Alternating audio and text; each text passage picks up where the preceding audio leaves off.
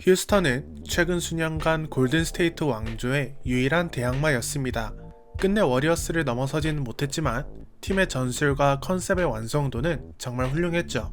17-18 시즌에는 훌륭한 공수 밸런스를 바탕으로 리그 전체 승률 1위를 기록했습니다. 덴토니 감독의 다운템포 운영, 아리자와 은바무테의 수비적인 임팩트, 그리고 크리스 폴의 영입과 카펠라의 성장 등이 골고루 조화를 이루면서 훌륭한 시즌을 보냈죠.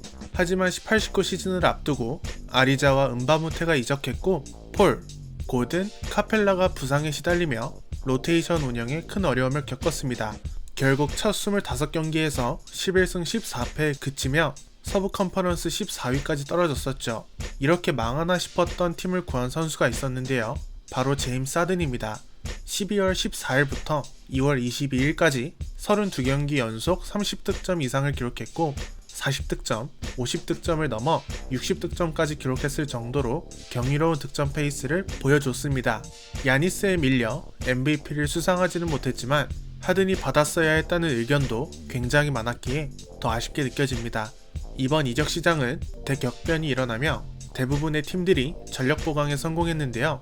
워리어스는 이번 시즌 주축 선수들의 부상으로 플레이오프를 진출하기에도 벅찬 시즌을 보내고 있어서 서부 컨퍼런스의 다른 팀들에게 엄청난 기회가 찾아왔습니다. 휴스턴도 절호의 기회를 잡은 만큼 우승을 차지하기 위해서 러셀 웨스트브룩을 영입했죠. 하든과 웨스트브룩 두 선수 모두 리그에서 가장 볼 점유율이 높고 자신이 직접 공을 모을 때 진정한 가치가 드러나는 선수들인데 과연 공존이 가능할지 시즌 전부터 많은 관심을 모았습니다. 실제로 두 선수가 함께 활약하려면 두 개의 공이 필요하다 혹은 공 하나를 두고 두 명이 다투겠다 라는 말도 나왔을 만큼 다소 부정적인 의견들이 많았었죠. 이외에도 에릭 고든과의 연장 계약, 다니엘 하우스, 오스틴 리버스 등과의 재계약으로 전력을 유지했습니다. 이번 시즌에는 개막 초반 8연승을 이어가는 등 나름대로 좋은 분위기를 이어가고 있습니다. 휴스턴은 하든을 최대한 활용하는 극단적인 다운템포 운영이 특징이었는데요. 이번 시즌에는 웨스트브룩의 합류 때문인지 페이스를 대폭 끌어올려 리그 최고 수준의 공격력을 자랑하고 있습니다. 12월 1일 애틀랜타전에서 158득점을 기록하기도 했었죠. 이전까지 하든의 아이솔레이션 비중이 굉장히 컸었기에 압도적으로 높은 3점 비중에 비해 어시스트 개수가 많이 부족했었는데 웨스트브룩의 합류에도 불구하고 이에 대한 개선이 이루어지지 않고 있습니다.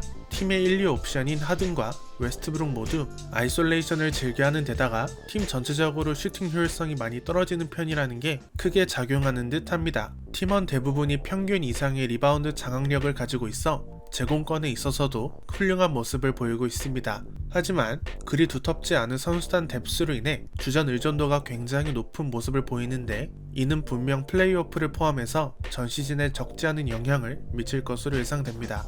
이번 시즌 휴스턴 로켓츠의 라인업을 알아보면요. 선발 포인트 가드에는 러셀 웨스트브룩, 슈팅 가드에는 제임스 하든, 스몰 포워드는 다니엘 하우스, 파워 포워드는 PJ 터커, 센터는 클린트 카펠라가 이름을 올리고 있습니다. 이 외에도 고든, 리버스, 맥레모어 등과 같이 1, 2, 3번을 모두 소화해야 하는 선수들이 후보에 포진되어 있습니다. 그리고 선수단 균형이 백코트 쪽으로 쏠린 편이죠. 웨스트브룩은 이번 오프시즌 때 이루어진 대형 트레이드로 팀에 합류했습니다. 자신의 비중이 오클라호마 시절보다 크게 감소하지 않았음에도 공수 효율성이 무너지면서 트리플 더블을 밥 먹듯이 해내던 그 모습을 다시 보기는 어려워졌죠. 실제로 이번 시즌에는 공수 양면으로 그 영향력이 많이 줄은 모습이고 특히 리바운드와 어시스트 모두 크게 감소했습니다. 안 그래도 좋지 않던 슈팅 효율성도 더 악화되었고요. 이쯤 되면 오히려 외곽은 안 던지는 게 나을 정도겠어요. 자신의 훌륭한 운동 능력을 바탕으로 한 골밑 돌파를 더 적극적으로 활용하는 것이 좋아 보입니다. 웨스트브룩을 좀 더 효율적으로 활용할 수 있는 방법을 찾지 못한다면 개인적으로는 앞으로 휴스턴이 좀 힘들지 않을까 생각을 해봅니다. 하든은 저번 시즌 경이로운 득점 행진을 펼쳤지만 아쉽게도 야니스에게 밀려 MVP를 수상하지 못했습니다. 이번 시즌에는 저번 시즌보다 더 훌륭한 득점력으로 평균 40득점을 눈앞에 두고 있죠.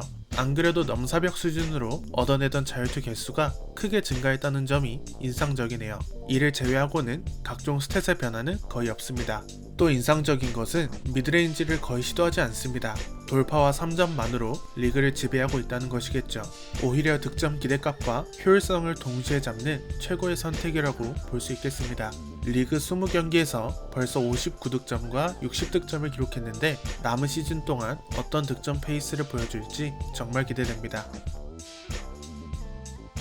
저번 시즌 인상적인 활약으로 이번 이적 시장에서 3년 1100만 달러의 재계약을 맺은 하우스는 정확한 슈팅력을 바탕으로 한 공격력이 준수한 선수입니다. 이번 시즌에는 에릭 고든의 부상으로 저번 시즌보다 더 많은 출전 시간을 보장받으면서 한층 업그레이드된 활약을 보여주고 있습니다. 정확한 3점을 주무기로 활용하고 있으면서도 준수한 수비력까지 겸비한 선수로 거듭났습니다. 다부진 체격으로 스몰 포워드는 물론 파워 포워드까지 소화가 가능한 선수라 활용 가치가 높다고 할 수 있겠죠.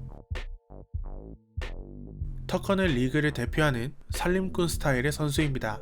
어느덧 30대 중반에 접어든 데다가 동포지션 대비 키가 굉장히 작은데도 불구하고 자신보다 훨씬 큰 선수들을 상대로 쉽게 밀리지 않는 힘과 투지, 에너지를 갖췄고 꾸준히를 도맡아하는 선수입니다. 리그에서 가장 코너 3점이 정확한 선수이기도 하죠.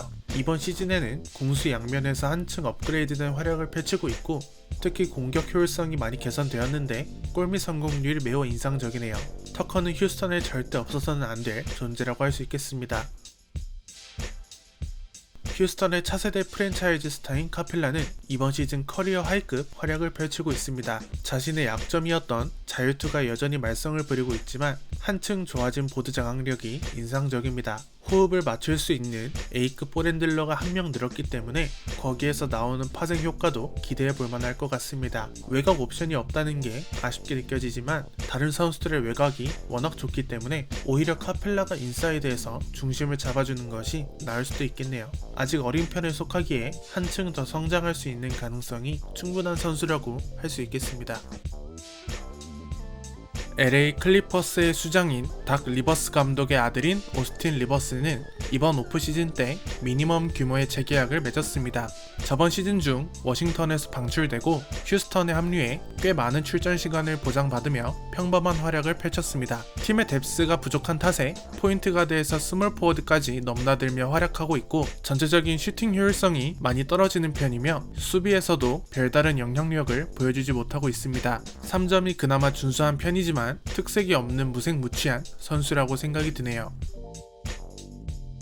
고든은 3년 동안 휴스턴에서 보여준 활약에 힘입어 이번 시즌을 앞두고 4년 7,560만 달러의 연장 계약을 맺었습니다. 하지만 개막 9경기 만에 무릎 부상을 당해 12월 말에나 복귀할 것으로 보입니다. 리그 최고의 3점 슈터 중 한 명이기도 했지만 이번 시즌에는 극악의 슈팅 효율성으로 많이 실망스러운 모습을 보이고 있죠. 본래 부족했던 수비력도 그다지 발전의 기미가 보이지 않았고요. 아무래도 폭발력이 훌륭한 선수이기 때문에 부상에서 복귀해 슈팅 감각만 찾을 수 있다면 좋겠지만 과연...